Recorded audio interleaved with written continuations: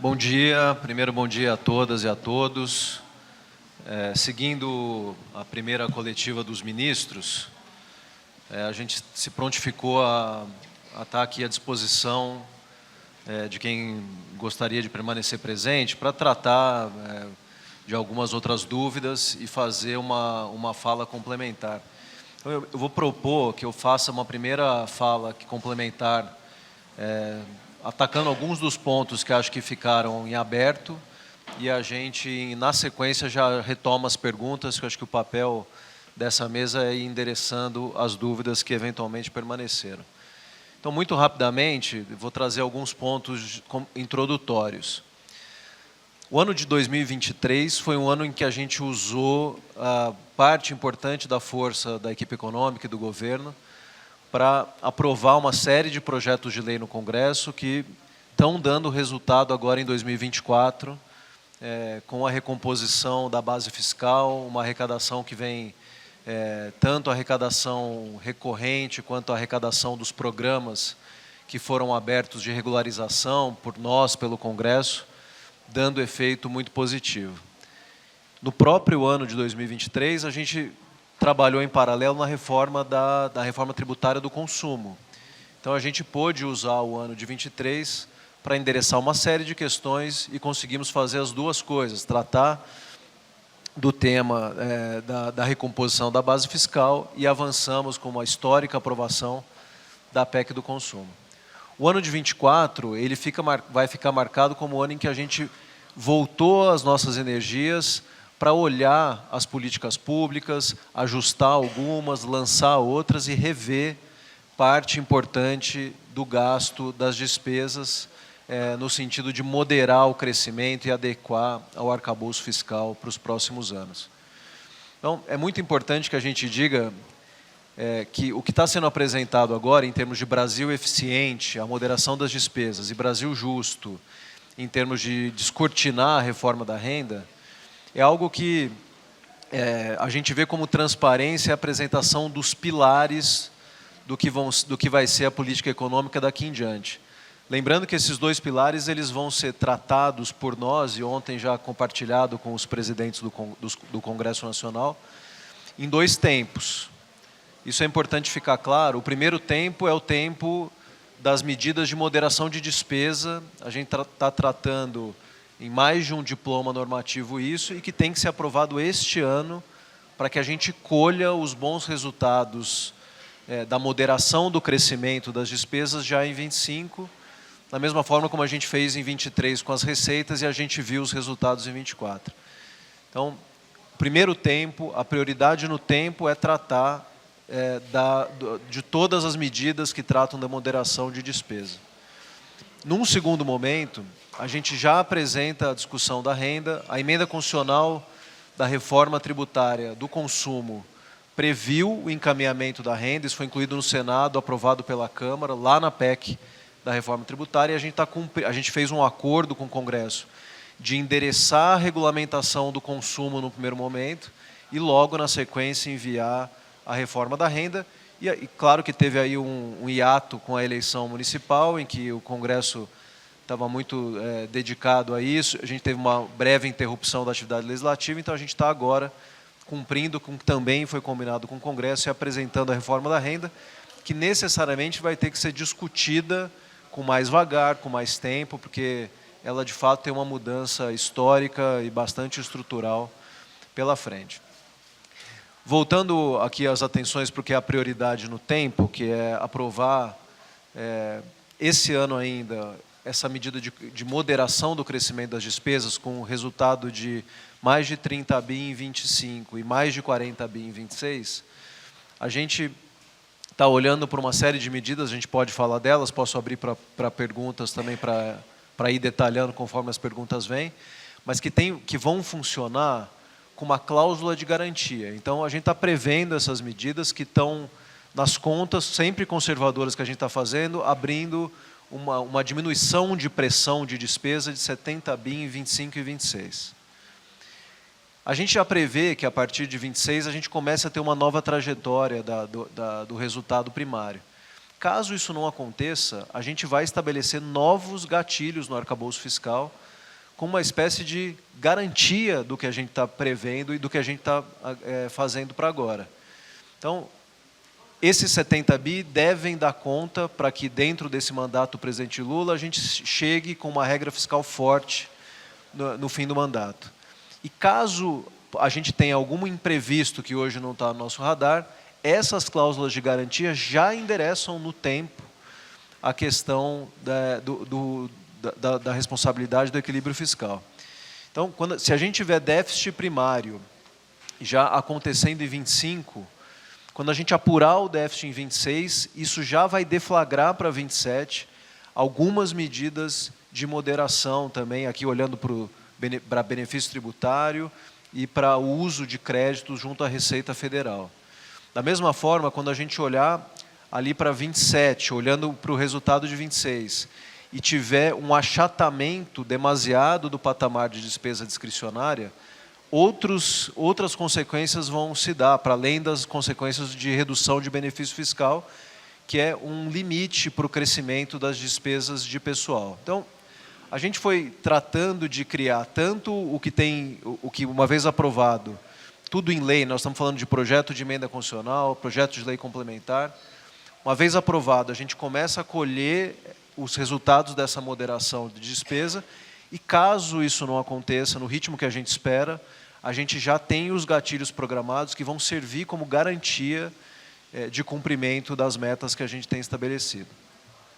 Uma outra novidade que é importante destacar é a prorrogação da DRU, da desvinculação de receitas da União, que está sendo incluída na proposta de emenda constitucional, com previsão de prazo até 2032. A gente pode dar mais detalhes aqui também, eu e os meus colegas que estão presentes.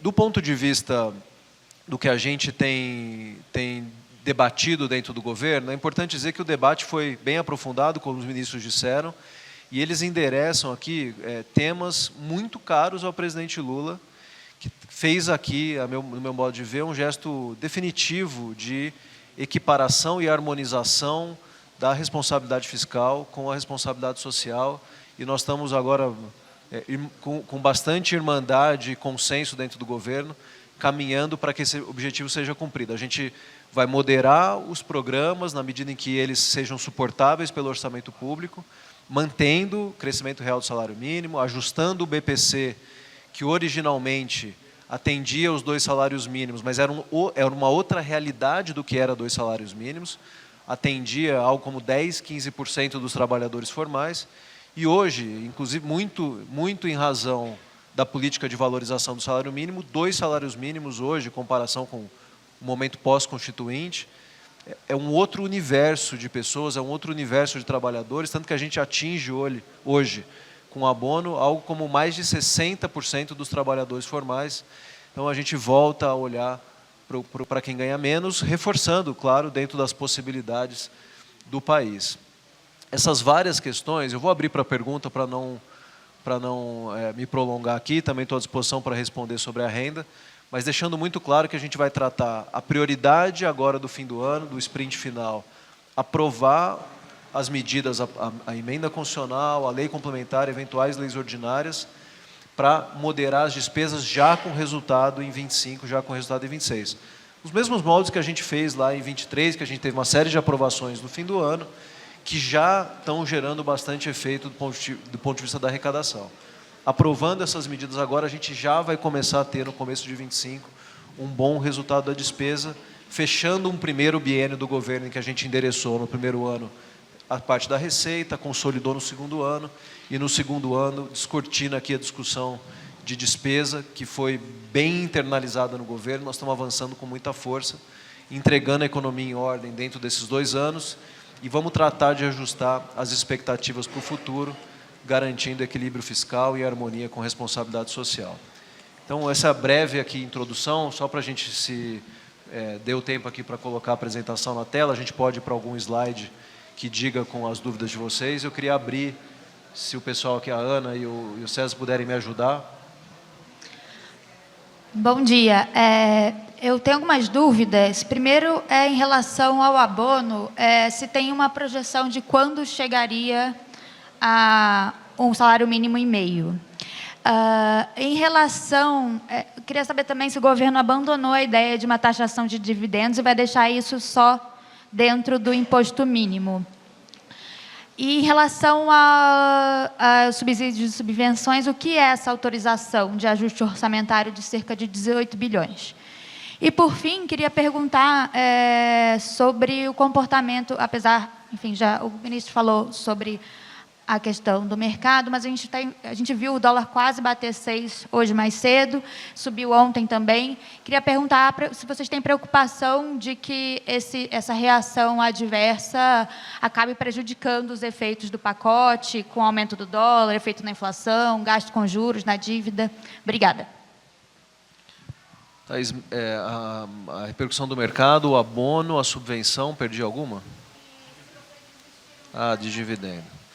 Eu começo respondendo e a gente vai dividindo aqui para eu também não ficar um monólogo da minha parte. Primeiro, em relação às expectativas do mercado, o que a gente está dizendo aqui de maneira muito clara, e é preciso enfatizar isso, a gente precisa reiterar.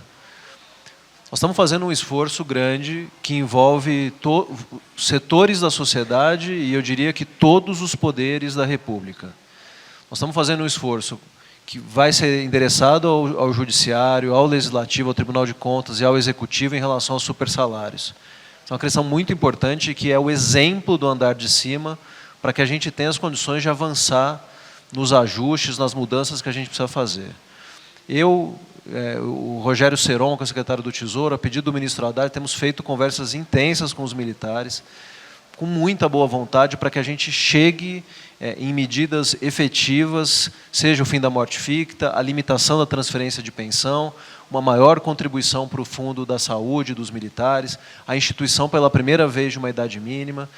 Então a gente está, além do Judiciário, além dos militares, os parlamentares, a gente distribuiu aqui na apresentação o crescimento projetado, como ele vinha ocorrendo nos últimos tempos, do crescimento das emendas parlamentares, e do trabalho que foi feito já na mesa do Supremo Tribunal Federal, na tentativa de composição e acordo com o Congresso, que teve importantes ganhos para que a gente estabilize também as emendas parlamentares que estavam vinculadas a esse esforço de receita, agora passam a estar vinculadas à lógica do crescimento de despesa, não ao esforço de arrecadação. Então a gente fala do Congresso, a gente fala do Judiciário, a gente fala dos militares. Nós estamos falando de programas sociais que estão sendo ajustados, mantidos, ampliados muitas vezes, mas sendo ajustados no seu ritmo de crescimento, para que fique compatível com o orçamento público. Nós estamos incluindo no orçamento, de maneira muito explícita e muito sem sombra de dúvida, os programas que geraram algum ruído com o mercado. Então, como o ministro Haddad disse, o pé de meia, o auxílio gás. Os ganhos que a gente está tendo aqui em termos de previsibilidade, de estabilidade do orçamento, são enormes. Então, o gesto que o presidente Lula está fazendo, o gesto que todos os ministros, depois de uma grande articulação, de um grande diálogo, é um gesto enorme e é preciso que a gente explique isso ao mercado. Eu tenho certeza que o mercado vai entender todas essas providências que vão garantir, sem nenhuma dúvida, diferente do que eu ouvi aqui mais cedo, que a gente chegue em 26 com uma regra fiscal bastante sustentável, e eu acho que o caminho para isso é que a gente faça, de agora em diante, uma comunicação clara, que a gente esteja à disposição para, com transparência, explicar para todos vocês, o que está sendo previsto, o que foi pensado, as justificativas. E eu estou muito confiante que a gente vai passar por esse processo, porque a gente passou pelo trabalho interno, nós não estamos aqui discutindo isso pela primeira vez, a gente tem feito esse debate de maneira muito, muito longa. Então, trato aqui da tua questão do mercado, eu vou falar da questão dos dividendos, depois vou pedir para o Guilherme falar do abono e do Bruno Moretti falar sobre a subvenção bem rapidamente. O que é importante saber sobre a reforma da renda, que a gente vai debater de maneira mais ampla o ano que vem no Congresso, no conjunto da sociedade. A gente estudou essa medida, porque, veja, essa é uma proposta que não veio só do presidente Lula, isso já apareceu no debate político brasileiro em outras ocasiões. E, de fato, é uma medida que ela demanda um estudo, ela demanda uma consideração preliminar. E a gente faz muito tempo que está estudando essa medida. Seja para diminuir o impacto e favorecer quem, de fato, ganha menos, quem ganha até R$5.000, e não todo mundo que paga imposto de renda no Brasil, seja para saber qual é a melhor compensação. Porque a gente sabe da dificuldade, apesar da justiça, a dificuldade de tratar e encaminhar isso num país como o Brasil. E todos os estudos que a gente fez, eu posso garantir para vocês, a gente não estaria apresentando essa medida agora, como já apresentamos para o presidente há meses, se ela não parasse de pé do ponto de vista da compensação fiscal. Veja, isso aí. Nós não abrimos mão de uma medida aprovada no Congresso Nacional que seja compensada. Se haverá renúncia fiscal, como é o caso que há aqui na questão da isenção dos 5 mil, necessariamente tem que haver compensação. Por isso que a discussão do ponto de vista fiscal tem que ficar bem dissociada. Um debate é o debate das medidas de despesa que tem que ser aprovados esse ano, e o esforço ontem com os presidentes das casas foi nesse sentido, com compromisso de ambos, de fazer tudo o que for preciso para aprovar esse ano as medidas de despesa, que tratam de despesa pública, ou seja, uma diminuição do crescimento das despesas públicas da ordem de 70 bi nos próximos 2 anos. Coisa distinta, e bem distinta, é o compromisso com a reforma da renda, que vai ter um impacto de 35 bi na renúncia de 5 mil, obrigando uma compensação da ordem de 35 bi.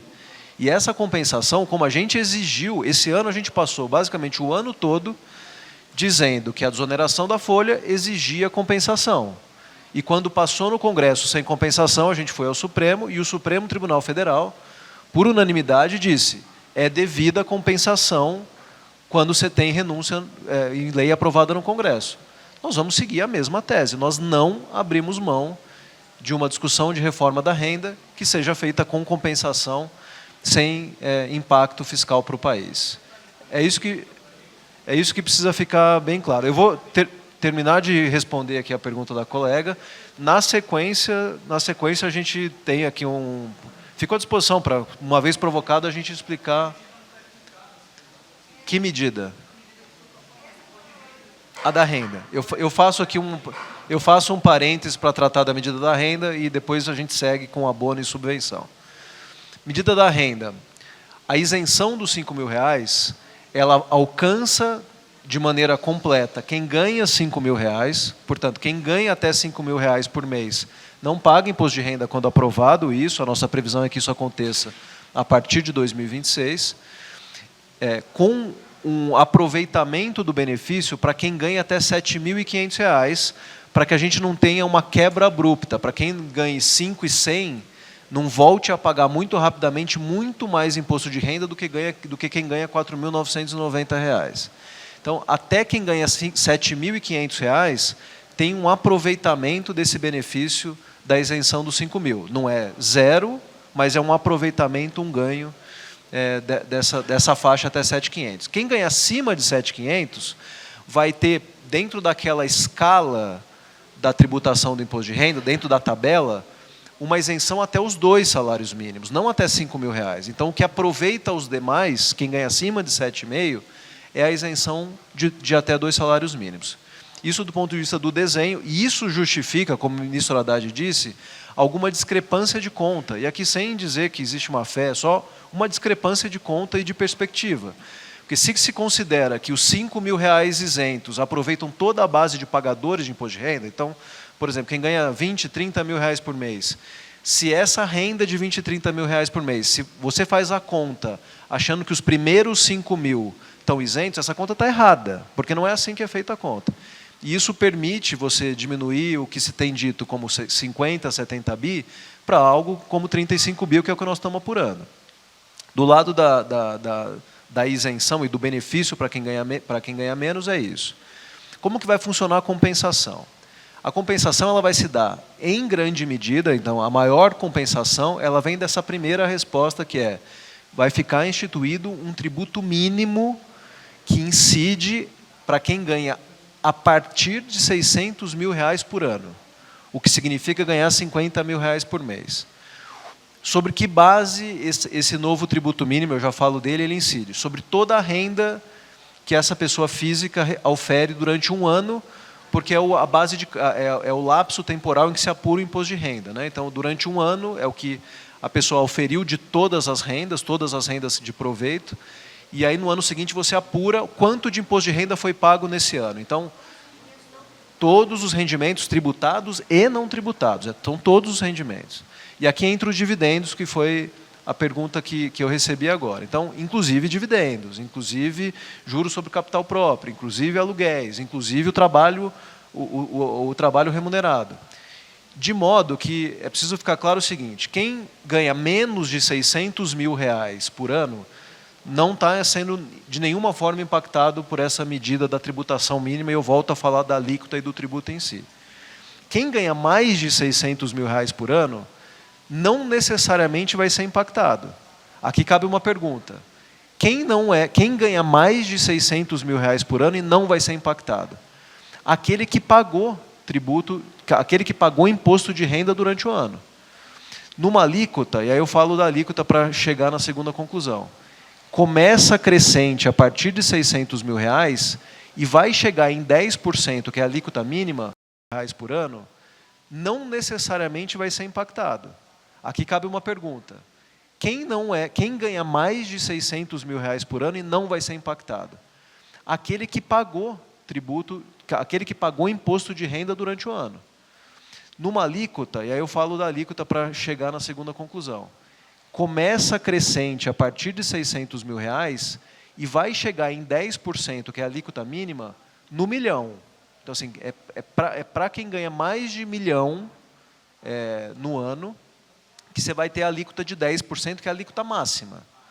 Por que a alíquota é de 10% máxima? E a gente tem tratado como 10% para explicar e por que tem esse phase-in. R$1 milhão por ano, pagar 10% do tributo mínimo, quem ganha 900 mil não pagar. Você pode ter aí um incentivo para algum tipo de elisão e jogo tributário. Então, a gente faz mais gradativo, com um impacto menor na alíquota a partir dos R$600 mil por ano, para que a gente chegue num patamar de 10% para quem é milionário. Começa com zero e alguma coisa, tem uma fórmula que vai crescendo de maneira gradual até chegar nos 10%.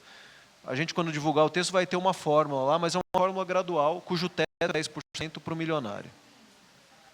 Começa com zero e alguma coisa.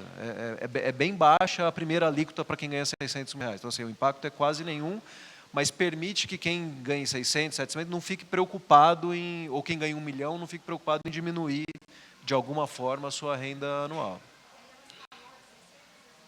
Isso, tem uma forma que mostra isso.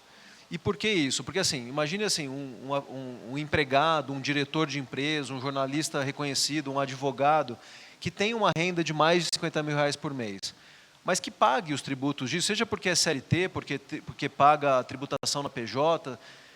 Se essa pessoa, durante o ano, quando faz a sua declaração de ajuste, mostra que pagou um patamar maior, de 10% ou maior, não tem nenhum impacto. Então, para quem ganha mais de R$600 mil por ano, se a alíquota mínima paga durante o ano, sobre todas as rendas, inclusive a do trabalho, for acima, 10% ou acima, essa pessoa também não vai ser impactada. O que significa dizer que quem vai ser impactado é quem, durante um ano, recebeu um valor e não contribuiu o mínimo. E aí vai ter que inteirar aquele mínimo. Então, se a pessoa, durante o ano, contribuiu com 7% de toda a renda que auferiu, ela vai contribuir 3% a mais para que ela contribua com 10%, no caso do milionário, no final do ano. Isso inclui todas as rendas, inclusive os dividendos, aí respondendo a tua pergunta. Não tem uma regra específica para dividendo. A gente fez esse debate durante o ano todo no G20. Apresentamos esse comunicado, inclusive com consenso. Os países europeus estavam dizendo, ó, isso funciona, porque travando, por exemplo, numa alíquota de 10%, mesmo quando se considere, já saiu o artigo sobre isso, que quando você considera a alíquota da pessoa jurídica, que aqui tem todo um parênteses, eu até peço para que o Barreirinhas chame uma coletiva, uma conversa e explique. Mas mesmo a pessoa jurídica, que são poucas, que está no lucro real e que contribui com os tributos da pessoa jurídica, se você colocar até esses 10% para a pessoa física depois, fica dentro dos parâmetros da OCDE. E é isso que o ministro se refere ontem, quando ele fala no pronunciamento, que a gente vai fazer sem excesso e dentro das regras internacionais já consagradas, porque a gente testou essas hipóteses com os países envolvidos. Nós estamos na média da OCDE de tributação com essa medida. Então, essa é a principal explicação. Tem uma segunda fonte de compensação, que é o fim da isenção para aposentadoria e proventos de moléstia grave para quem ganha ali a partir de R$20 mil. Então, quem ganha até R$20 mil, aí também com um gradual antes para não ter uma quebra abrupta. Mas quem ganha muito próximo de R$20 mil de aposentadoria e pensão e provento vai seguir isento, quem tem moléstia grave. Quem ganha mais que isso vai deixar de ser isento, mas vai ter, a gente está deixando isso expresso, todas as condições de seguir deduzindo os gastos médicos sem limite no imposto de renda. De modo que a gente tem aqui um equilíbrio também entre a possibilidade de seguir com benefício fiscal, que é a dedução do imposto de renda, mas com equilíbrio pela faixa de renda. Outras medidas menores vão entrar, e a gente vai explicitar isso quando ficar o texto disponível, que são medidas que a gente vai ter que fazer para ajustar o sistema ao novo modelo. Para que não haja elisão, para que não haja evasão, a gente vai ter regras acessórias e que também contribuem em menor medida, mas contribuem para a compensação da isenção dos R$5 mil.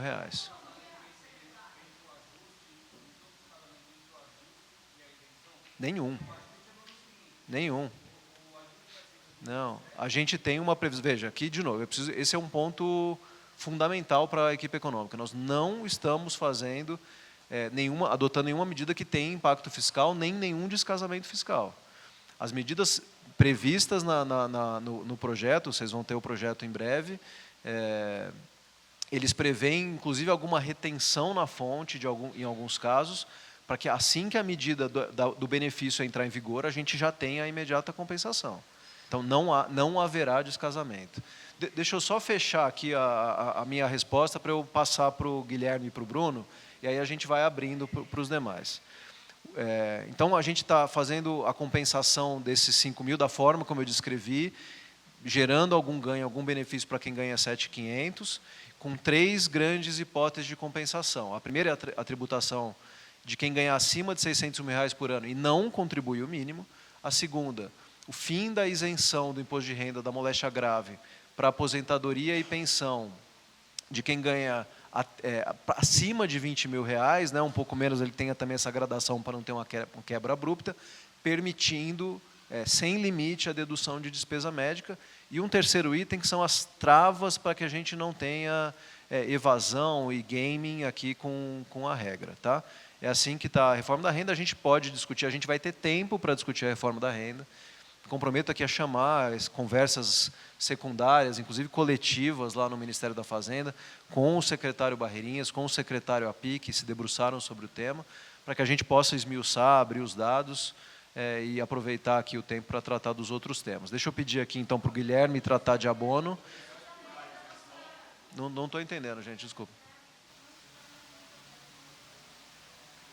Não, a moléstia grave, veja, que é importante distinguir. A moléstia grave não está na tabela, porque nós não estamos discutindo moléstia grave no esforço de despesa. Moléstia grave é receita, ela compõe a compensação dos 35 bi. Isso, a gente não está aberto nenhum desses itens que eu disse.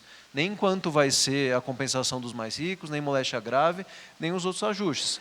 Esses 3 itens vão ter o valor de 35 bi, compensando a isenção dos R$5 mil. Veja, são coisas distintas. Eu não tenho esse detalhamento aqui agora, mas a gente vai abrir isso na sequência da discussão da renda, que, de novo, não é uma discussão que a gente...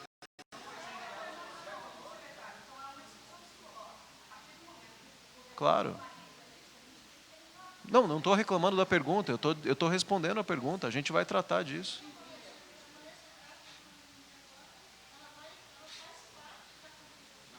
Dos R$5 mil, ela faz parte da compensação dos R$5 mil, sim.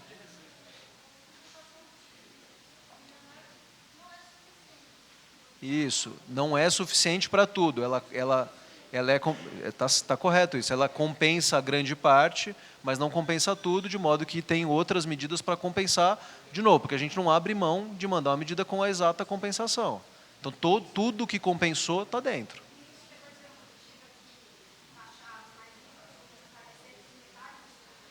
Isso, é um pouco mais da metade do esforço todo, que com o fim da isenção da renda da moléstia grave e os ajustes que a gente vai fazer no sistema, eles dão conta de compensar os 35 bi, é isso que eu estou dizendo.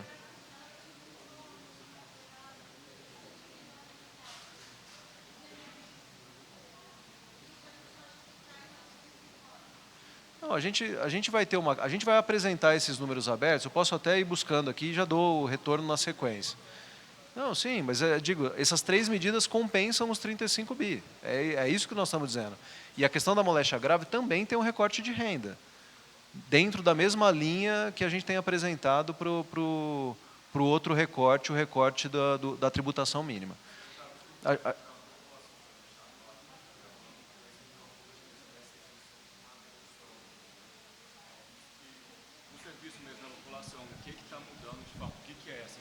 Que tipo de gasto vai continuar isento e que... Não, passa o microfone para o Thiago.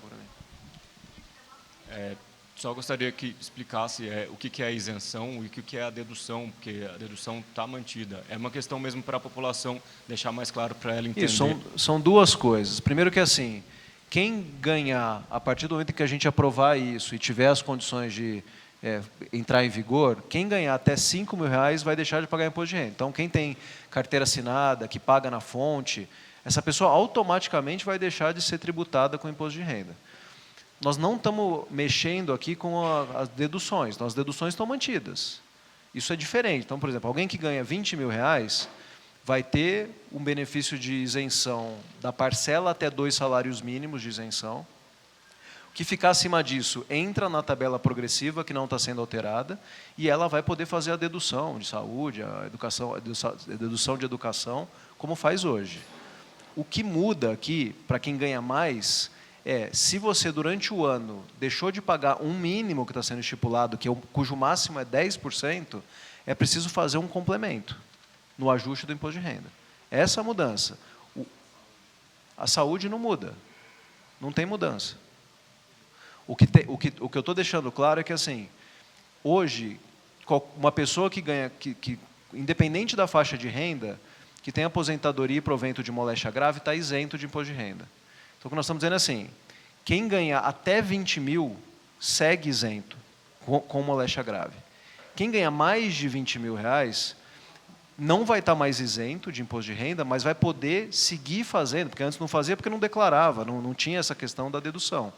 Mas vai poder deduzir os gastos de saúde todos sem limite, como é a regra para as outras pessoas. É importante dizer isso, porque quem é isento hoje, porque tem moléstia grave, não tem essa regra na cabeça. Então, para não deixar essas pessoas preocupadas, é preciso dizer, tudo que se gasta com saúde, é uma pessoa que tem condições de se manter, tudo que se gasta com saúde vai poder ser deduzido do imposto de renda. Daí o equilíbrio da medida, e por isso eu dizer das duas partes. Deixa eu passar aqui para a questão do abono, a gente pode voltar à questão da renda em instantes. Bom, esclarecer um pouco a questão do abono, primeiro contextualizar, né? O abono, como todos sabem, é uma espécie de 14º salário para trabalhadores com carteira assinada que ganham até 2 salários mínimos. Esse é o critério atual, né, da regra atual. Então, se você ganha até 2 salários mínimos, trabalhou o ano inteiro, você vai ser verificado se você realmente trabalhou no ano seguinte, no ano posterior, você recebe o valor de 1 salário mínimo de abono. Você está elegível a receber 1 salário mínimo de abono. Essa é a regra atual. O que nós estamos fazendo é alterar o critério de elegibilidade. E por que isso? Bom, o abono, essa ideia do 14º salário, foi em grande medida criado porque o salário mínimo no Brasil, historicamente, é um salário mínimo baixo. E era muito baixo.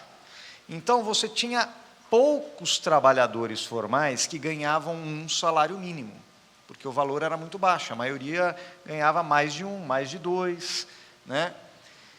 Então, os trabalhadores formais elegíveis, que ganhavam até 2 salários mínimos, eram 15%, 20%.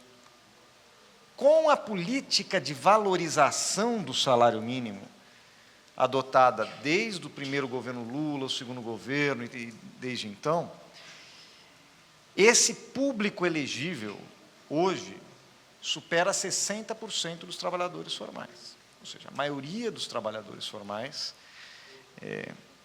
tem acesso ao abono. Isso é fruto do sucesso da política de valorização do salário mínimo, certo? Que fortaleceu o salário mínimo e, portanto, hoje uma parte maior dos trabalhadores ganha até 2 salários mínimos. O que nós estamos fazendo aqui nós fixamos o valor de 2 salários mínimos, o valor nominal de 2 salários mínimos, e vamos corrigir esse valor nominal pela inflação. Então, como a regra de correção do salário mínimo é a correção pela inflação mais um ganho real, certo?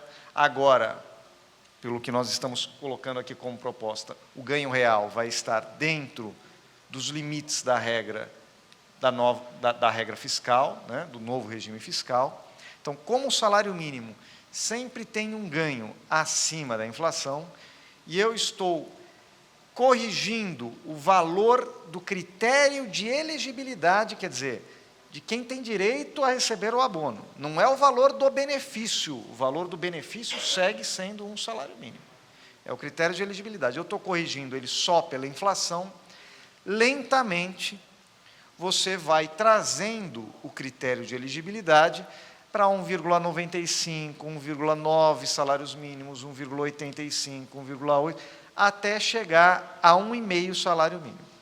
A nossa projeção, e aqui é uma projeção, porque nós não sabemos quanto será o reajuste do salário mínimo no futuro, nós temos as nossas projeções, a nossa projeção é que daqui 10 anos, o critério de elegibilidade para recebimento do abono salarial chegue a 1,5 salário mínimo. E quando ele chegar a 1,5 salário mínimo, aí isso fica fixo, ou seja, a correção do critério de elegibilidade é esse 1,5 salário mínimo. Quem ganha até 1,5 salário mínimo vai ter acesso ao abono, que permanece sendo um salário mínimo de benefício ao ano. Secretário, mas assim, o valor vai ser 1,5 salário mínimo ou vai ser Não. esse 2.600 por dia? Porque assim, hoje, o 2.640 ele é menor do que 2 salários mínimos. Então, pelo que eu estou entendendo, vocês desvincularam a elegibilidade do abono salarial do salário mínimo. Exato. O que nós fizemos, o 2.640 é menor que 2 salários mínimos, porque ele se refere ao salário mínimo da elegibilidade que vai ser paga no próximo ano. Exatamente, você tem como eu falei, você tem um gap de 2 anos. Quem é elegível, quem foi elegível para receber em 2022, por exemplo, acaba recebendo benefício em 2024. Então, isso, tem um gap de 2 anos. Essa é a regra do pagamento do abono. Por isso que a gente fixou em 2.640, que é 2 salários mínimos, do momento da elegibilidade, né, está corrigindo pela inflação. Então, de fato, nesse período de transição, entre os 2.640 até chegar a 1 salário mínimo e meio, o critério de correção será apenas a inflação, e é isso que vai viabilizar essa transição suave e que vai gerar aqui um impacto que, dado o tamanho do benefício, que é um benefício que hoje atinge 26 milhões de brasileiros, é um impacto crescente com o tempo, tá? E que vai chegar a uma economia, ou seja, a gente vai deixar de gastar em torno de 6,7 bilhões de reais em 2030. Mas lá daqui a 10 anos só vai ter um valor nominal corrigido que vai ser equivalente a 1 salário mínimo. Então só vai ter a palavra salário mínimo. Não, a gente vai ter a palavra salário mínimo. Quando a regra se tornar permanente, o abono salarial será pago a quem recebe 1,5 salário mínimo. mínimos. Exato.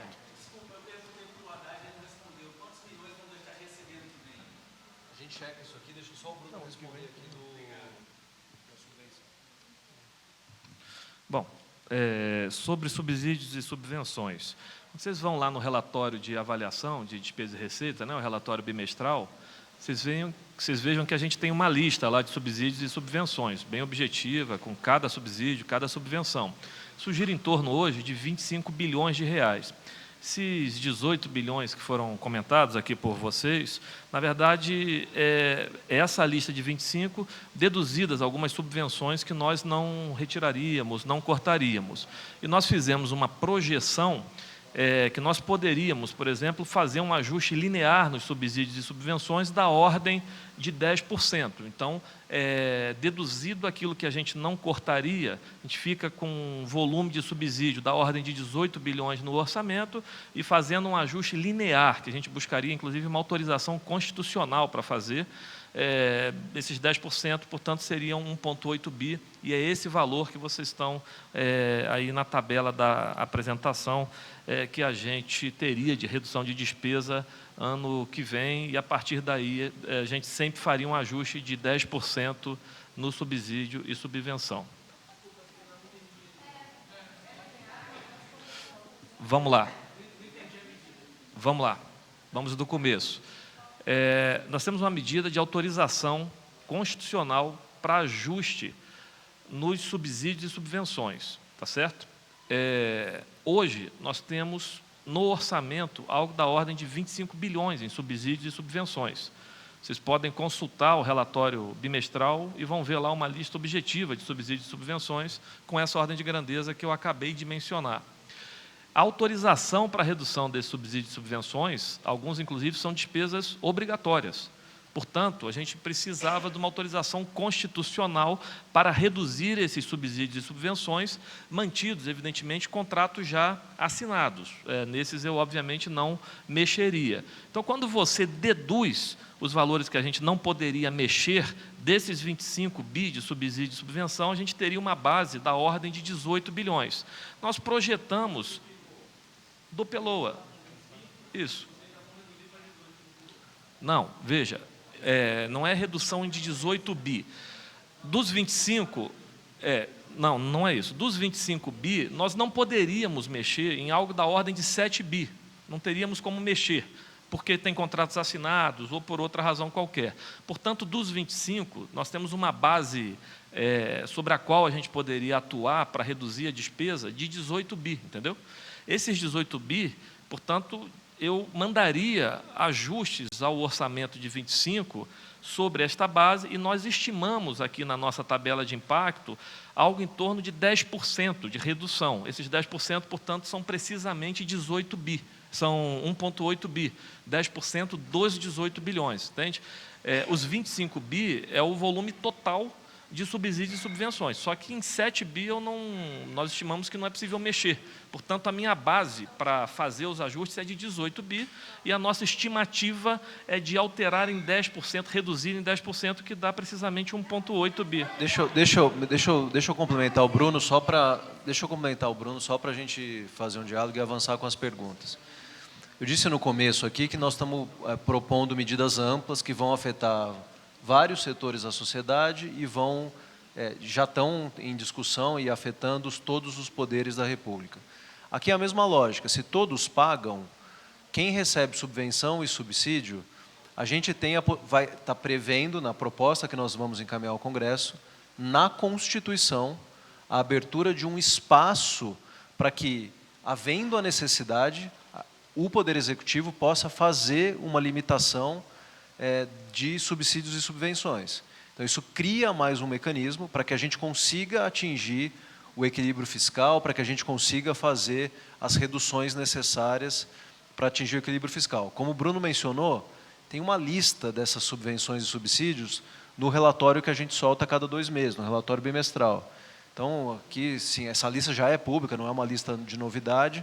A gente pode, evidentemente, incluir isso aqui nos materiais que a gente tem divulgado, mas é uma medida que permite incluir mais setores, mais benefícios, dentro da lógica de que todos pagam e todos vão contribuir para que a gente modere o crescimento da despesa e chegue em 26 com uma regra fiscal forte, entregando os resultados de meta que a gente prometeu.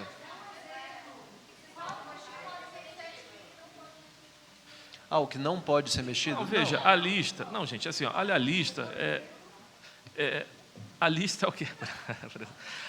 A lista, ela é pública. O que está contido na lista? Agora, nós não fechamos dentro do governo, olha, o ajuste no orçamento será em cima deste ou daquele subsídio. Então, nós não vamos dizer assim, nós vamos mexer exatamente nesse ou naquele. Então, o que a lista contém? Por exemplo, subvenções para o agro. O Proagro está incluído, as subvenções de custeio, as subvenções para aquisições do governo federal estão contidas, fundos garantidores, alguns deles estão contidos nessa lista. Isso é um conjunto objetivo de ações. Fomento à cultura está incluído nas subvenções. Não, todos esses podem, todos esses que eu estou falando podem. Então, esses estão dentro dos... Na verdade, os que eu falei significam quase a totalidade dos 18 bi. Agora, nós não fizemos internamente a discussão ainda dos ajustes que nós vamos fazer objetivamente no PELOA. Bom dia, secretário. Não tem prazo. É permanente. Regra permanente. Bom dia, secretários. Bom dia. Idiana, da Folha. Eu tenho algumas dúvidas, vou pedir paciência para vocês para conseguir tirar todas. Em primeiro lugar, eu queria entender, de fato, a regra do salário mínimo, não em bases teóricas, mas com exemplos, porque a apresentação ela fala que vai continuar seguindo a regra do PIB de 2 anos antes, mas limitada ao arcabouço. Isso significa, por exemplo, o arcabouço cresce 2,5%, o salário mínimo vai crescer até 2,5%. O arcabouço cresceu 2%, o salário mínimo vai crescer até 2%. O que acontece quando o PIB cresce menos do que o limite do arcabouço? O salário mínimo vai crescer menos do que o limite do arcabouço? Essa é uma dúvida. A outra dúvida por exemplo, a gente tinha uma informação, queria até confirmar, que o cálculo da economia do salário mínimo considerava um reajuste real de 2% em 2026. Se for isso mesmo, eu queria ver como que isso conversa com as projeções do próprio arcabouço, porque no PLOA, no PLDO, tinha uma expectativa de que o arcabouço crescesse 2,5%, com receita variando para cima de 8%, justamente para cumprir a meta fiscal. Então, assim, ou vai crescer, a receita vai crescer 8% e o arcabouço vai crescer 2,5%, ou o salário mínimo vai crescer conforme o arcabouço 2%. As duas coisas não estão sintonizadas, ou pelo menos não parece. Queria saber também qual que é a credibilidade desses números de economia projetados aqui pelo governo, dado que tem havido uma série de frustrações, por exemplo, na expectativa dos ganhos do pente fino. Na tabela aqui, por exemplo, tem também expectativa de economia de 1 bi ao ano com a lei Aldir Blanc, inclusive até 2030. Só que hoje a Aldir Blanc só prevê repasse até 2027. Então, assim, como que vai ter uma economia em 28, 29 e 30 de um repasse que hoje não existe? O ministro também mencionou economia de 2 bi com militares, só que está 1 bi na tabela. E eu não entendi como que vai se dar a economia da DRU, dado que há uma desvinculação de receitas, em tese, ela viabiliza ali uma questão de troca de fontes. Queria saber se a DRU está sendo ampliada para alguma área, alguma economia que a gente não está visualizando aqui na apresentação. Obrigada. Deixa eu começar, Ediana, e na sequência eu divido aqui com o Bruno, com o Gustavo, para tratar de alguns pontos. Sobre a regra do salário mínimo, acho que ela acho que do ponto de vista fiscal, e acho que também do ponto de vista do debate, ela é talvez a central aqui das medidas que a gente das várias medidas que a gente está apresentando. O que ela diz? Ela diz o seguinte: o salário mínimo vai continuar tendo uma regra própria lá na lei do salário mínimo, mas ele vai ter alguns limites estabelecidos por essa nova lei que nós estamos propondo. O salário mínimo vai ser atualizado pelo INPC, segue sendo atualizado pela inflação pelo INPC, e ele vai ter o limite de crescimento do salário mínimo é o que o arcabouço permite que naquele exato ano o orçamento possa crescer do ponto de vista geral. Então, a regra geral do arcabouço é de 0,6 a 2,5 real de crescimento ano a ano do orçamento da União. ainda que a gente diga o salário mínimo fica limitado a 0,6 e 2,5, na prática, que é um pouco o que a Diana está perguntando, na prática, o que nós vamos ter é, no ano em que, como 2025, o orçamento geral da União pode crescer real 2,5, o salário mínimo, depois de atualizado pelo INPC, pode também crescer real 2,5. Essa é a regra. Se num outro ano o arcabouço permite que, a depender da variação de receita, a gente tenha um crescimento real do orçamento do geral da União de 1,5%. O salário mínimo vai poder crescer real 1,5%. Então, o teto do crescimento do salário mínimo é o exato índice de crescimento que o arcabouço permite para um determinado ano. Isso, já chego. Essa é a regra. Então, assim, eu não mexo no critério de inflação, mexo no critério de crescimento real. É o crescimento real do salário mínimo que vai variar de acordo com a regra do arcabouço. Se, eventualmente, a gente não tem isso nas projeções que a gente faz, mas claro que a gente tem que considerar. Se, eventualmente, você tem um PIB que cresça menos de 0,6% no outro ano, você vai ter uma regra anticíclica para o salário mínimo. Então, o crescimento do salário mínimo vai ser, no mínimo, 0,6% de crescimento real na linha do arcabouço. Então, a gente tem os prós e os contras de fazer a limitação ao arcabouço, mantendo sempre um crescimento real do salário mínimo. Essa é a primeira questão do salário mínimo. É uma regra que vale até 2030 na proposta que a gente está enviando, e depois de 2030 uma lei complementar tem que definir o parâmetro permanente que vai ficar desde então.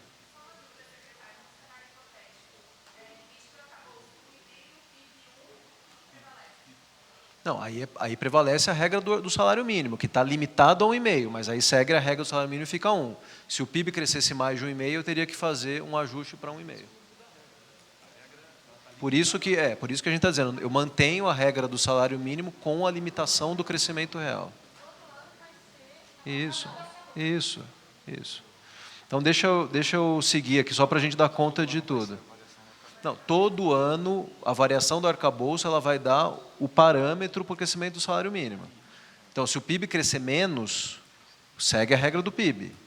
Se crescer mais, está limitado pelo arcabouço. Como a Diana disse aqui, tá? Os números da Aldir Blanc, isso é bem importante.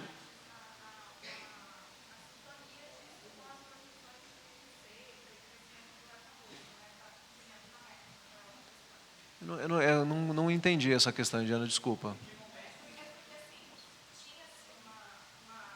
Pode.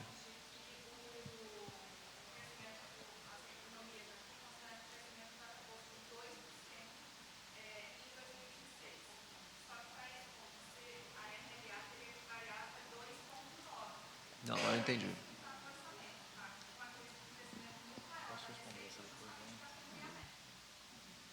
Quer falar? Diana, quando a gente fez as projeções aqui de impacto do salário mínimo, como são projeções de bastante longo prazo, quer dizer, a gente fez projeções até 2030, algumas que passam de 2030, se essa regra fosse prorrogada, mas aqui a gente colocou até 2030, o critério que a gente usou foi o seguinte, nós projetamos o crescimento do PIB, nós não projetamos o crescimento da receita até 2030. Nós projetamos o crescimento do PIB. Nós, a SPE, a grade, projeta o crescimento do PIB. O parâmetro é que nós teríamos uma elasticidade receita-PIB próxima a 1, que é o que tradicionalmente acontece no Brasil. Obviamente que, se a receita crescer mais, muito mais, se a elasticidade for 3, for 2, né, o limite do arcabouço sobe. Né? Mas aí também o resultado fiscal melhora muito mais, né, se a receita crescer nesse ritmo muito superior. Então, a gente está com uma projeção bastante comportada desse ponto de vista, que a gente pega a projeção da grade do crescimento do PIB, que vai convergir para 2,5 nos próximos anos, e aplica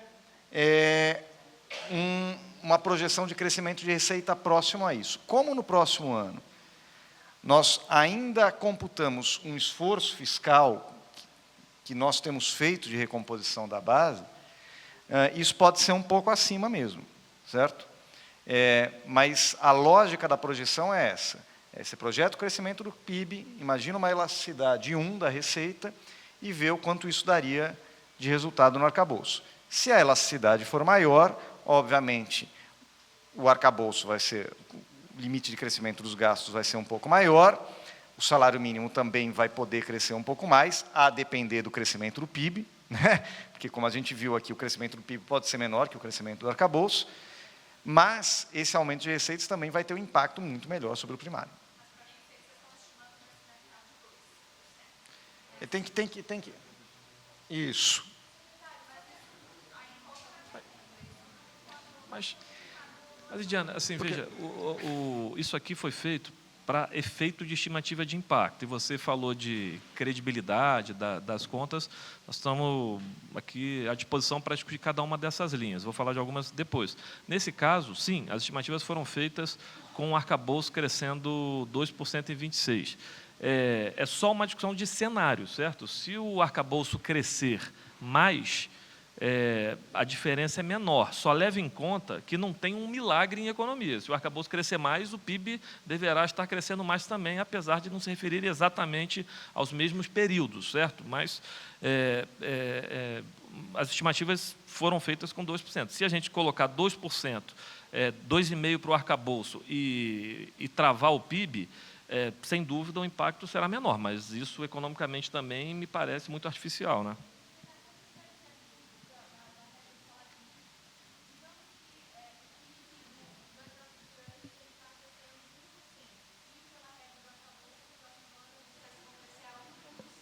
Vale o PIB. Vale o PIB. Vale o PIB. Vale o PIB. O arcabouço. O arcabouço. Isso. Isso. O arcabouço é limite. Isso. Deixa eu seguir aqui, só para a gente poder Pessoal, avançar. Só um recado, esse espaço aqui vai ser utilizado para um evento na sequência e a gente vai até às 11 horas, ou seja, a gente tem mais 20 minutos, ok? Nós estamos respondendo. Vamos acabar de... Vou retirar o de Blanc e o... Posso passar... militar é a receita, né? Isso. Deixa eu só fazer alguns esclarecimentos. Vou tentar ser rápido aqui para a gente aproveitar o tempo. Os 2 bi que o ministro se referiu dos militares, está 1 bi na planilha, como a Diana viu. A diferença é só assim, o impacto de fato é de 2 bi, mas a gente está falando de 1 bi de receita. Como aquela planilha é uma planilha de impacto da despesa, que é o que nós estamos focados aqui na redução do crescimento da despesa, 1 bi da receita é a contribuição a mais para a saúde dos militares, que, de fato, nas nossas discussões a gente tem tratado como 2 bi, então é 1 bi de receita a mais, os militares pagando aquela contribuição mínima para a saúde, e as outras 3 medidas combinadas dão algo em torno de 1 bi. A gente teve alguma dificuldade para acessar os números, mas o nosso melhor esforço está apontando nesse caminho aqui.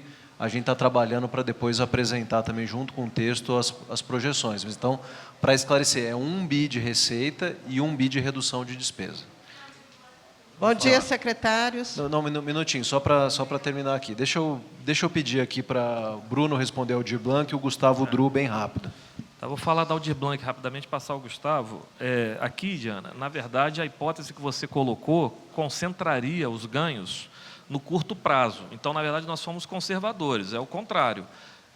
Por quê? Se você observar bem a medida provisória que o presidente editou, ela tirou a trava temporal da Aldir Blanc, que teria lá os 5 anos, justamente para a gente poder colocar no orçamento o valor da Aldir Blanc compatível com o que os entes estão executando, de maneira que eles também não percam nada.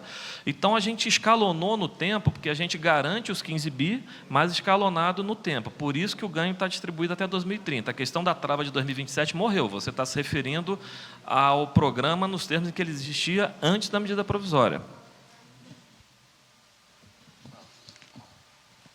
Diana, obrigado pela pergunta. Eu acho que é importante a questão da DRU. Você está colocando, eu acho que a pergunta, só para confirmar, a questão do impacto, né? Eu acho que a DRU é uma medida, a gente sabe da importância da DRU, que ela tem, né, em todos os anos. Os estados renovaram a DREM, né, estados e municípios. Então, eu já queria... O porquê de 2032 é para a gente alinhar, né, com o que foi feito nos estados e municípios. E a DRU, ela é uma medida que ela entra no core de um grande problema que nós temos, que, né, todos nós sabemos, que é a flexibilidade dentro do orçamento público, né? Então, ela permite que nós desvinculemos parte da receita para poder atender as demandas daquele momento de despesas, né? A gente lembra que, às vezes, a gente tem, por vinculações constitucionais, legais, que algumas receitas sejam direcionadas, mas, às vezes, a gente tem outras regras que limitam aquela despesa naquele momento, ou mesmo porque a gente não tem demanda de despesa na mesma intensidade que veio a receita.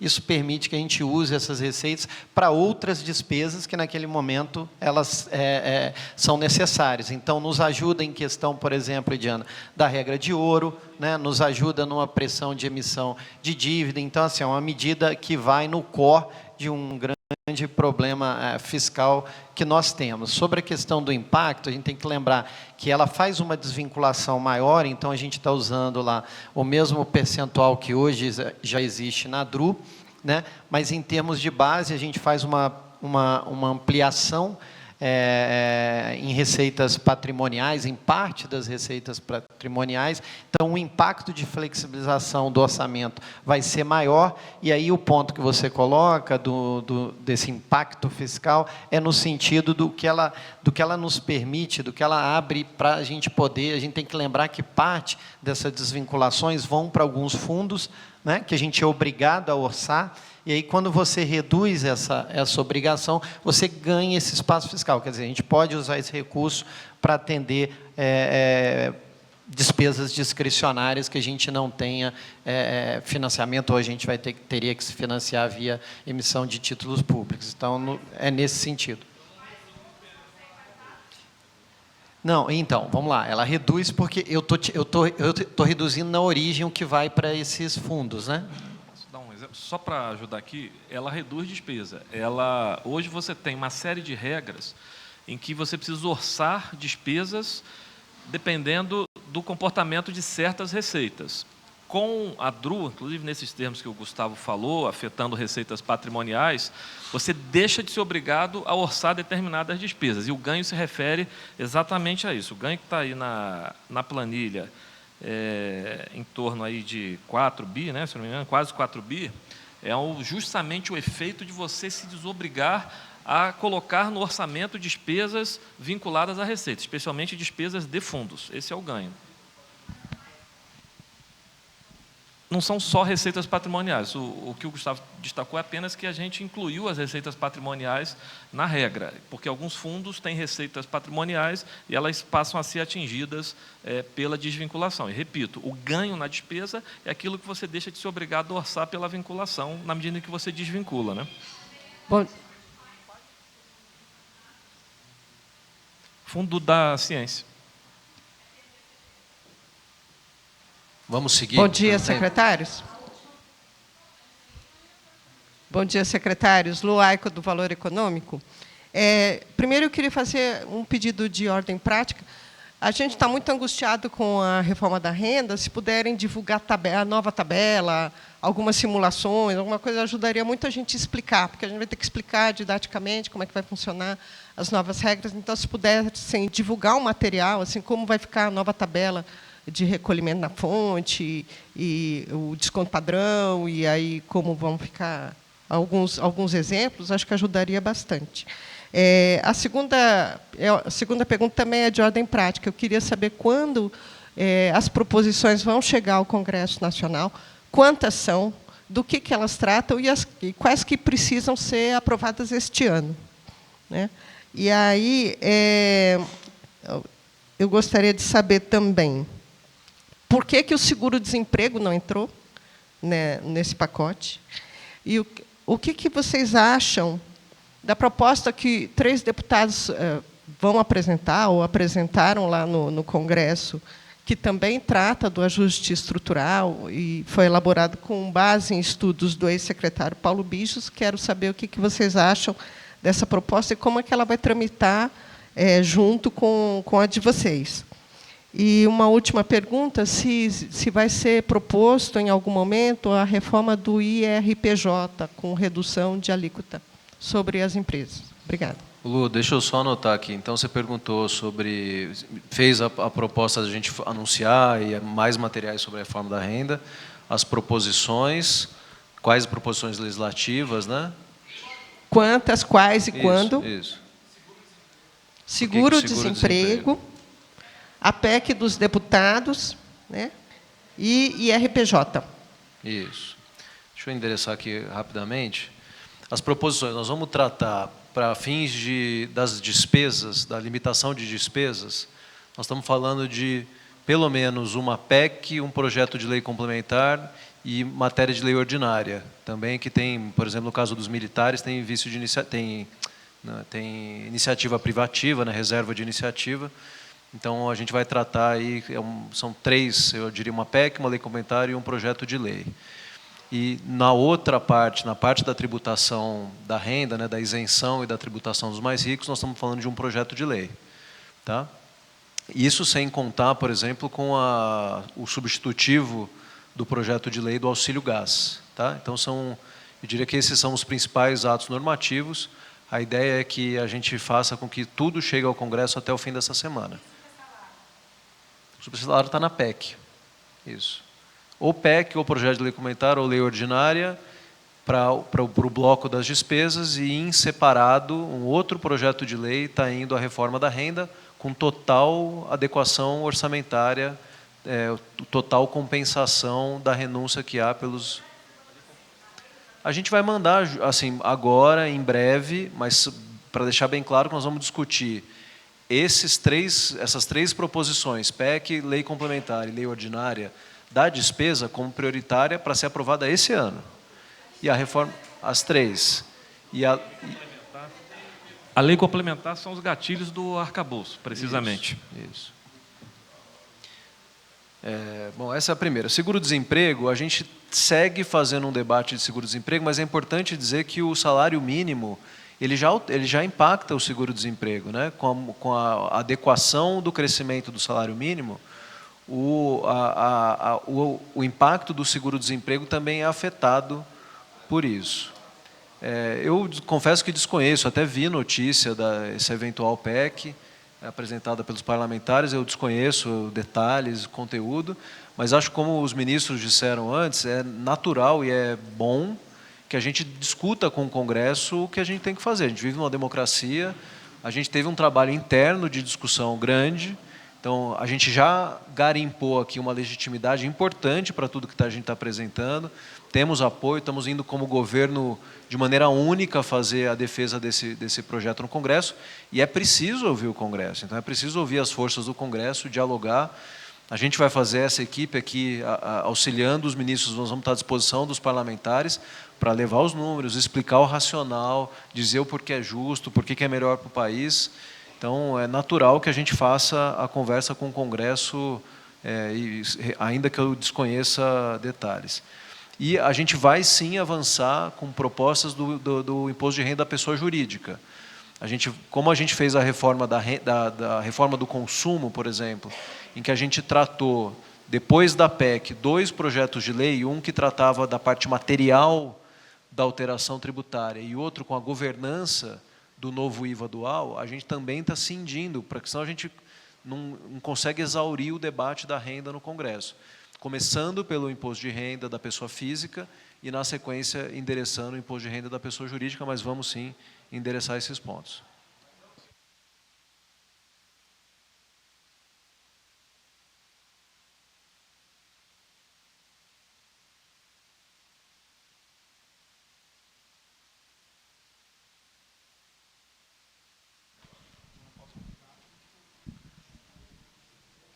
Pode ir.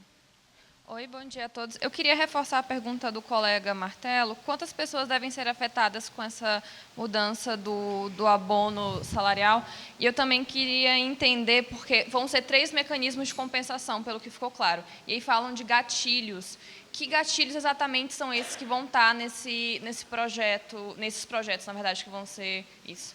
apresentados. Deixa eu só distinguir, só para não haver confusão. Os gatilhos, eles são uma regra de garantia para as medidas de despesa, de contenção das despesas. A gente está anunciando as medidas de despesa, salário mínimo, abono, alterações no BPC, no Bolsa Família, emendas parlamentares, aposentadoria de militar, supersalário, Aldir Blanc, a DRU, Fundo Constitucional do DF, os fundos em geral. Tem uma série de medidas que vão nos garantir os 70 bi em 2 anos. Os gatilhos, eles dizem com essas medidas e com a trajetória do que a gente espera de resultado primário. Não havendo a satisfação do nosso lado de um resultado primário positivo a partir do ano que vem, a gente começa a ter os gatilhos que endereçam benefício tributário, forma de utilização de crédito pela Receita e montante de aumento de gasto com pessoal.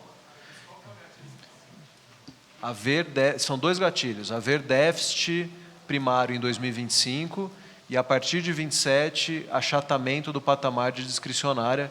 Isso vai estar Isso, está em comparação com o ano anterior, né? Redução. De discricionário de 1 ano em relação ao ano anterior. Qualquer redução. Isso. Deixa eu pedir para o Guilherme responder o abono. Não, muito brevemente aqui, a questão do abono, só para separar, do ponto de vista de quantidade de pessoas no ano que vem, não há impacto, porque nós estamos fixando 2.640, que era o valor do critério de elegibilidade 2 anos antes, que já adquiriram esse benefício em 2023. Aí você vai perguntar, mas por que tem um pequeno impacto aqui na tabela se não há mudança na quantidade de pessoas que vão receber? Porque aqui a gente está incorporando essa revisão do salário mínimo limitada pelo arcabouço. E a gente fez o cálculo já mantendo esse impacto aqui, mas tirando no cálculo do impacto de economia da própria medida do salário mínimo, não está o impacto do abono, entendeu? A gente colocou aqui no abono e não lá no salário mínimo.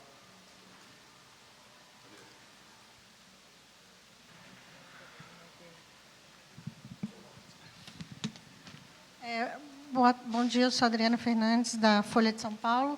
Eu gostaria de saber se o projeto do salário mínimo não for aprovado, o que acontece, né, se vocês optaram por um projeto, não por uma medida provisória, no dia 10 de novembro, já saberemos qual é o valor do salário mínimo com a lei em vigor. Como é que vai ser a estratégia do governo para aprovar esse projeto? Segundo, eu gostaria que o senhor pudesse explicar, o senhor incluiu isso na lista, né? O ministro também falou, como é que vai ser esse ajuste no Vale Gás. O Vale Gás, o governo tem um projeto de lei e ele trouxe muita preocupação em relação às contas públicas, como é que vocês vão trazer isso para dentro do orçamento, que foi a promessa que o senhor mesmo fez durante uma entrevista do relatório. E eu queria também saber sobre a questão dos militares. Os militares, vocês fizeram um acordo, está ok as 4 medidas, mas existe ainda uma regra de transição que não foi adotada. Se vocês calibraram, eu gostaria de saber se vocês calibraram esse valor aí, por essa regra não foi adotada, não foi ainda fechada, com os comandantes das Forças Armadas, que, inclusive, eles se dizem, né, apreensivos em relação ao que pode ocorrer o impacto nas promoções. Então, queria como é que vocês trataram essa questão em relação ao impacto da medida. Adriana, deixa eu só checar aqui. Você perguntou do gás, dos militares, e a sua primeira pergunta foi? A estratégia da aprovação. Veja, deixa eu começar aqui. A gente está conversando com o Congresso e a gente tem sensibilizado o Congresso para a necessidade de a gente aprovar no curto prazo todas essas medidas, não só o salário mínimo, que é importante, mas todas as outras. E a gente espera aí a tramitação no Congresso, mas a gente não se exime de tomar as providências que sejam necessárias para já começar a conter a despesa no ano que vem. Mas vamos seguir com a conversa com o Congresso, começou ontem, a gente teve com os presidentes das casas, com os líderes, o ministro Haddad está agora com os líderes do Senado, a gente pôde acompanhar ontem a reunião com os líderes da Câmara. Eu acho que nós temos aqui um bom caminho para aprovar isso no Congresso, com um projeto de lei que, afinal de contas, é como as coisas estão tramitando no Congresso, né? A gente tem lidado com projetos de lei, ainda quando a gente envia a medida provisória, que começam a tramitar na Câmara, depois vão para o Senado, o esforço vai ser esse a princípio. Não, agora a gente não está anunciando MP, agora não. Não, aí a gente vai avaliar, tá? Então, assim, a questão do gás, o Guilherme vai trazer aqui mais algum detalhe, mas a gente está avançando para incorporar o Vale Gás, né, refazer o desenho do Vale Gás, de modo que fique claro que a gente está fazendo a previsão orçamentária de todo o benefício, de toda a despesa que vai para o benefício do Vale Gás, com alguns ajustes na linha do que a gente está anunciando aqui, para que a gente focalize o benefício com critério de justiça, que vai ter, basicamente, o tamanho da família vai definir a quantidade de botijão que a família vai receber. Mas disso, dentro do orçamento, acho que a gente pacifica essa questão.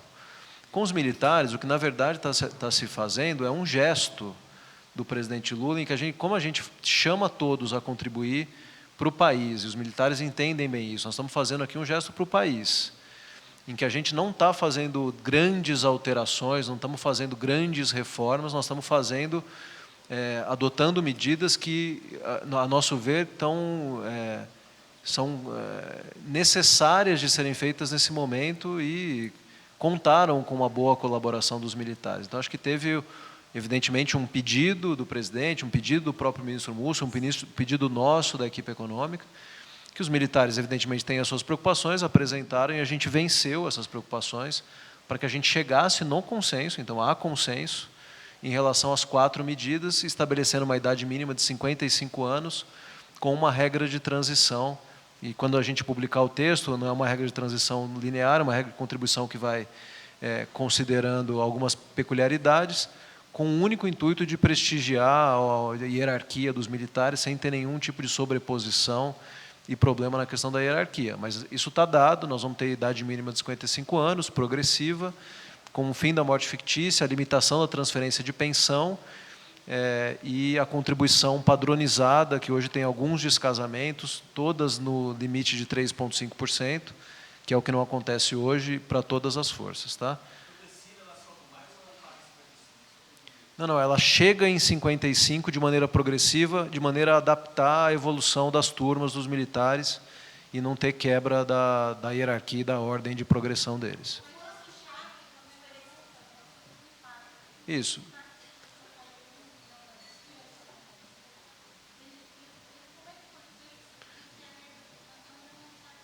Não, a regra de transição está feita, está dada, a regra de transição está pactuada. E o impacto de 1 bi até disse, esse é um dos números mais difíceis da gente obter, porque não é um número tão simples, assim, ele está em várias bases e nem sempre acessível a nós. Então, nós estamos trabalhando com esse número, eu reconheci quando eu disse isso, que é um número que a gente precisa trazer a transparência, mas é um número que a gente propriamente tem dialogado com os militares para ir refinando do que a gente tem hoje. Não, então, isso tem a regra, a transição ela vai terminar no fim dessa década. Então, é uma transição que a gente até tinha, numa proposta inicial da Fazenda, que fosse antes, a gente dialogou, entendeu os problemas da hierarquia militar e está um pouco mais para o fim da década, mas já estabelecendo a idade mínima. Obrigado, pessoal. Não, peraí, gente, peraí.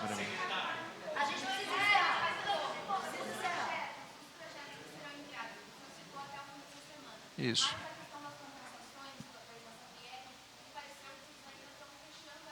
Não, está tudo fechado. Não tem nada a definir, está tudo fechado.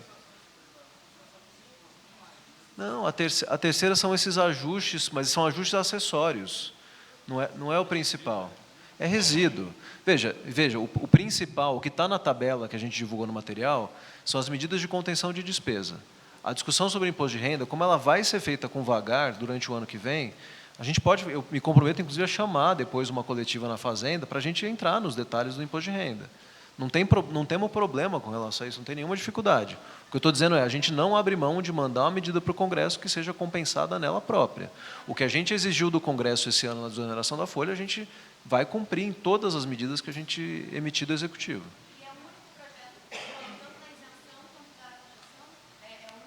É um único projeto de lei que prevê a isenção dos R$5.000 e as duas compensatórias mais a lista de medida anti-elisiva que vão compor a compensação. Isso vai num projeto só.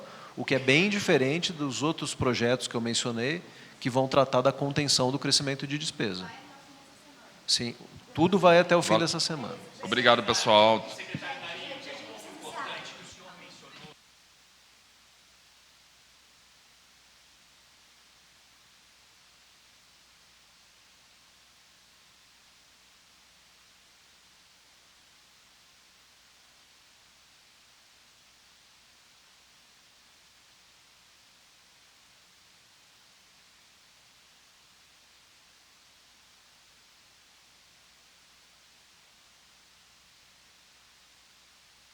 Somado o do salário com os outros, por exemplo, o dividendo que você mencionou, se a composição de tudo eu tiver uma alíquota menor do que o limite mínimo, que pode ser até 10, ela vai ter que complementar. Mas, via de regra, quem paga tributo da renda do trabalho não vai ser impactado porque, como um diretor de empresa, a gente já paga, todos nós, trabalhadores, pagamos uma alíquota muito maior que 10%. Então, não é adicional.